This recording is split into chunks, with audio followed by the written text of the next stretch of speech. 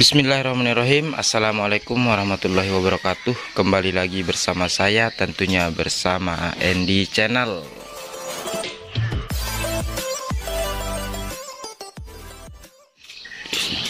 Oke, sahabat-sahabatku, jadi baru kali ini saya sempat mengupload video lagi karena terlalu sibuk teman-teman ya.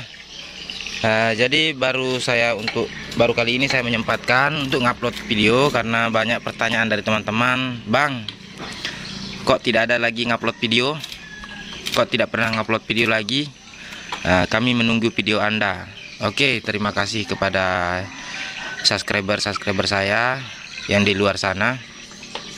Jadi kali ini saya akan memberikan tutorial tentang Jupiter Z1 teman-teman ya. Jupiter Z1 yang akinya ngedrop.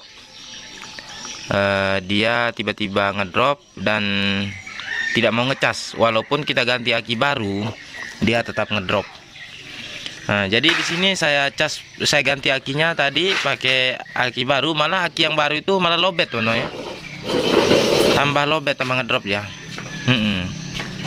Terus kiproknya saya cek juga di bagian kiprok, dia masih normal, cuman yang bermasalah di sini setrum dari sepul. Setrum dari sepulnya ini dia lemah. Bagaimana cara mengeceknya? Kita akan berikan cara pengecekan jalur pengisian pada Jupiter Z1 dan cara mengatasinya. Oke, kita akan cek dulu sebelumnya. Jadi di sini untuk lampu milnya, dia di sini terdeteksi 46 teman-teman ya. Kena yang saya bilang 46 itu 4 kali lambat. 1 2 3 4 1 2 3 4 5 6. Jadi di sini 4 kali lambat dan 6 kali cepat, berarti dibaca 46. Kalau untuk 46 pada motor Yamaha itu penyakitnya yaitu sistem kelistrikan atau sistem pengisian atau rangkaian kelistrikan pengisian ada masalah. Jadi langkah awal yang akan kita lakukan di sini yaitu mengecek bagian kiprok. Kita cek bagian kiprok. Oke, sebelumnya coba coba videokan dulu. Di sini. Ini saya pasang dulu ya, teman-teman ya. Jadi di sini saya pasang. Saya akan coba dulu jumper akinya. Saya akan coba jumper aki. Ini motor masih hidup. Kalau saya jumper akinya dia masih hidup. Cuman akinya ini makin lama dipakai, dia makin ngedrop teman-teman. Sini kita akan tes jumper. Kita tes jumper. Atau kalau teman-teman tidak ada aki jumper, coba teman-teman ganti akinya dulu pakai aki temannya. Jangan dulu beli aki, karena takutnya kalau teman-teman beli aki sama aja teman-teman ya. Kalau untuk sistem pengisiannya ini tidak normal, walaupun kita ganti aki baru ya paling bertahan cuma sehari 2 hari lobet, motornya macet lagi. Nah sekarang kita akan tes, nyalakan dulu motornya. Ini motornya nyala teman-teman. Cuman kalau akinya saya lepas, dia nanti akan mati. Kita akan pergunakan test pen teman-teman ya. Di sini di bagian test pen kita cek kabel yang warna merah bagus. Ini yang dari aki. Tapi kita cek kabel yang dari sepul, ini malah ngedrop teman-teman, redup ini. Berarti ini kabel dari sepul dia lemah. Sedangkan yang merah ini dari aki, karena aki baru jadi terang. Sedangkan yang kabel dari sepul itu sangat redup. Ini tidak ada sama sekali ini. Bagaimana dia mau melakukan pengisian kalau setrum dari sepul itu sangat lemah? Karena kiprok ini akan mengeluarkan arus di atas 12 volt. Dia harus disuplai dengan arus di atas 12 volt juga. Misalnya arus dari sepul warna putih, dia harus mengeluarkan arus minimal 16 volt. Sehingga kiprok mengecas aki menjadi 12 volt. Begitu, paham teman-teman? Nah, kesimpulannya di sini, permasalahan pada motor ini sebetulnya ada di spool. Saya sebetulnya sudah tahu permasalahan pada motor ini, cuman kenapa saya masih memvideokan? Karena supaya teman-teman bisa melakukan pengecekannya di rumah sendiri. Kabel yang warna merah ini adalah kabel keluaran kiprok, teman-teman ya. Kabel keluaran kiprok yang saya maksud itu, kabel warna putih ini adalah kabel dari spool. Dia masuk ke kiprok dan keluar menjadi kabel warna merah. Namun di sini kabel yang warna putih ini arusnya sangat lemah, kecil, sehingga dia tidak bisa melakukan pengisian atau pengacasan aki. Nah, gitu. Jadi sekarang yang akan kita cek di sini bagian spool, teman-teman ya. Oke.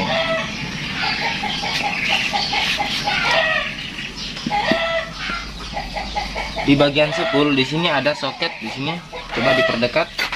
Nah, di bagian spool ini ada soket, itu 2 kabel. Di sini ada 2 kabel, teman-teman. Warna putih sama.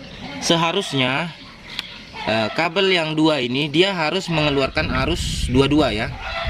Namun di sini kita akan cek dulu. Kita akan cek engkol. Nah, nih kelihatan di sini ada arus ya. Yang satu ini ada arus. Coba kita cek lagi yang satu.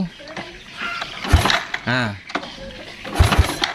di soket yang satunya malah tidak ada arus sama sekali. Berarti di sini di bagian spool ini ada yang putus. Nah, jadi bagaimana cara mengatasinya? Kita akan buka dulu spoolnya. Kita akan lihat nanti kira-kira ada yang hangus atau bagaimana. Oke, ayo kita akan bongkar dulu untuk spoolnya. Seen a lot of change, been through a lot of pain. Some things are not the same as they were a year ago. But all will be okay. Oke teman-teman, jadi untuk spoolnya ini sudah kita cek dan memang ternyata ada yang hangus, teman-teman. Nah, ini ada yang hangus. Ini yang menyebabkan arusnya ini hilang. Nah, di sini ada yang hangus, teman-teman bisa lihat. Oh sorry, nggak kelihatan. Sini. Jadi di sini ini ada yang hangus ini. Nah, jadi bagian gulungannya ini ada yang hangus. Jadi untuk gulungannya ini, untuk gulungan Jupiter Z1 ini sudah tipe gulungan full wave ya. Nah, jadi cara kerja dari gulungan ini, dari kutub 1 ini dia akan digulung sampai ke sini, dia akan ketemu lagi. Nah, jadi untuk kabel yang 2 ini dia harusnya ada 2 arus yang keluar.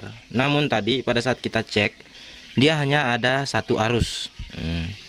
Jadi untuk mengatasi spool seperti ini sebetulnya kita harus ganti spool, teman-teman.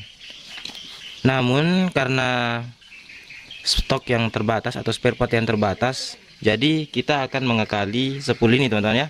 Karena kita tidak punya spool, jadi kita akan akali dulu bagaimana caranya. Ayo terus ikutin. Oke, mungkin teman-teman ada timbul pertanyaan, apakah spool ini masih bisa diperbaiki? Tentu bisa, teman-teman. Mungkin karena hal tertentu, apakah spare partnya kosong atau spare partnya susah ditemukan, atau spoolnya ini harganya cukup mahal. Jadi untuk spool yang bekas ini masih bisa kita perbaiki. Caranya seperti apa? Nah, caranya, jadi untuk gulungannya yang ini nanti kita akan buka dan kita tidak pakai satu gulungan ini, karena satu gulungan ini ada yang putus. Karena ada yang putus, jadi kita akan sambung dari gulungan sini ke sini aja langsung. Kita tidak akan menggunakan satu gulungan ini, karena satu gulungan ini ada yang putus. Nah, seperti apa yang saya maksud, saya akan buka dulu ya. Saya akan buka dulu. Nanti setelah saya buka, baru saya kasih tahu lagi, saya akan jelaskan lagi. Oke teman-teman, jadi ini tadi untuk spoolnya ini sudah saya saya tidak lepas. Cuman untuk sambungan dari spool sini menuju ke sini, ini saya menemukan dia putus, teman-teman ya. Di sini putus ini. Jadi untuk gulungan yang ini itu saya tidak sambung. Saya langsung sambung dari gulungan ini yang terakhir, yang ini ada ya. Ini seharusnya nyambung ke gulungan sebelahnya. Karena ini terputus, jadi saya bikinkan sambungan seperti ini. saya bikinkan sambungan dan saya langsung sambung ke sini. Nah, seperti ini. Nah, mudah-mudahan ini awet teman-teman ya. Nah, setelah saya sambung dan kita ukur. Nah, tadi sorry teman-teman, sebelum saya solder, saya sempat mengukur, cuman saya lupa video. Nah, di situ untuk tahanan ohmnya dia mencapai 11 ohm. Nah, dan sekarang setelah saya solder ulang, saya coba ukur tahanannya. Nah, kita ukur tahanannya menjadi berapa. Nah, di sini untuk tahanannya itu 0,5, 0,6, 0,5, 0,6. Nah, teman-teman bisa lihat. Nah, di sini.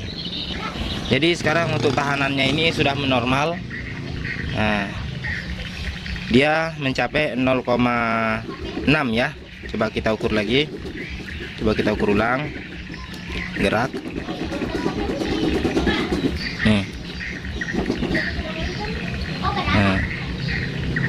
Nah, itu 0,5, 0,6. Nah, ini setelah saya sambung. Tadi sebelum saya sambung, dia malah mencapai 0,11. Nah, kalau 0,11 memang itu ada masalah teman-teman ya.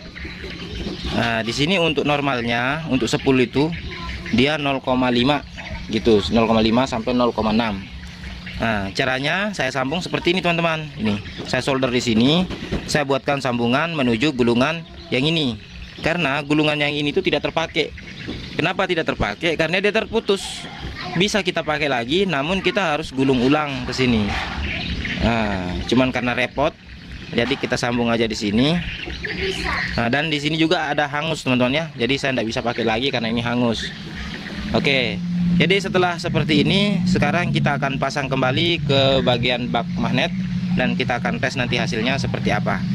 Oke teman-teman, jadi kita langsung ke proses pemasangan. Seen a lot of change, been through a lot of pain. Some things are not the same as they were a year ago, but all will be okay. I move on each and every day. The past is where it stays, way back a year ago. I've changed for the better this time. I thought Oke teman-teman, jadi sekarang untuk spoolnya sudah kita pasang dan oli pun sudah kita masukkan. Sekarang kita akan lanjut ke proses pengetesan, apakah dia masih bisa nyala atau bagaimana. Kita tes dulu kontak. Nah, kita tes, kita engkol dulu karena ini akinya ngedrop. Nah, sekarang bisa nyala teman-teman, walaupun akinya ngedrop. Ini kalau tadi sebelum diganti diperbaiki bagian spoolnya, walaupun akinya ngedrop, dia tidak mau nyala. Sekarang sudah diservis bagian spool, aki ngedrop masih bisa nyala teman-teman ya. Jadi intinya yang penting ada akinya sedikit, walaupun dia lowbat dia masih bisa nyala. Nah, karena bagian sistem pengapiannya dia normal. Nah, jadi kita akan tes dulu di bagian aki apakah dia ngecas atau tidak. Kita akan pergunakan apometer. Kita akan ukur di bagian akinya dia berapa volt. Kita lihat dulu ya. Kita akan ukur dulu. Ini kita arahkan ke voltmeter. Kita tes ukur akinya. Nah, sekarang teman-teman sudah bisa lihat sendiri. Di sini akinya dia sudah menunjukkan, nah ini 12,40 sampai 143 itu. Nah, sekarang pengecasan untuk charger akinya sudah normal. Nah, seperti ini dia sudah mencapai 12,3940. Berarti itu menunjukkan untuk sistem pengisian sudah normal. Nah, kalau tadi sebelum di servis bagian spool, karena spoolnya hangus itu, dia ngecas, dia dipasangnya aki baru, dia malah makin ngedrop akinya. Walaupun kita pakai aki baru, dia hanya bisa bertahan paling 1 hari lowbat akinya, motornya tidak mau hidup lagi. Nah, tapi sekarang walaupun aki lowbat, dia sudah bisa ngecas. Nah, seperti ini. Kita lihat lagi kembali, kita akan lihat akinya dia berapa volt. Kita akan matikan mesin ya. Nah, ini sekarang 12,32. Pokoknya akinya di atas 12 volt ya. Ini. Tuh, ini. Ya, 12,40 volt tadi ya, sampai segitu. Saya akan matikan mesinnya. Nah, mesin saya matikan, akinya masih ngedrop, cuman belum full ya. Dia sudah 11,54 volt. Tapi kalau saya kasih nyala mesinnya, dia naik menjadi 12 volt. Berarti sistem pengisiannya itu lebih besar daripada voltase aki ini. Berarti normal, teman-teman. Itu begitu normal. Tapi kalau dia tetap tadi di atas kalau akinya ini nggak ngecas, otomatis sistem pengisian itu akan di bawah 12 volt. Aki tidak akan ngecas. Begitu, teman-teman. Nah, karena sekarang sistem pengisian sudah normal, jadi pada saat kita engkol, strom yang masuk ke aki itu di atas 12 volt. Berarti aki akan dicas oleh motor, teman-teman ya. Oke, jadi seperti itu aja penjelasan dari saya. Mungkin kalau teman-teman belum terlalu paham, nanti tinggal tulis di kolom komentar. Insya Allah nanti saya akan menjawabnya, teman-teman ya. Oke, mungkin sekian dulu dari saya. Mungkin sekian dulu video dari saya. Semoga video ini bermanfaat, dan salam Andy Channel.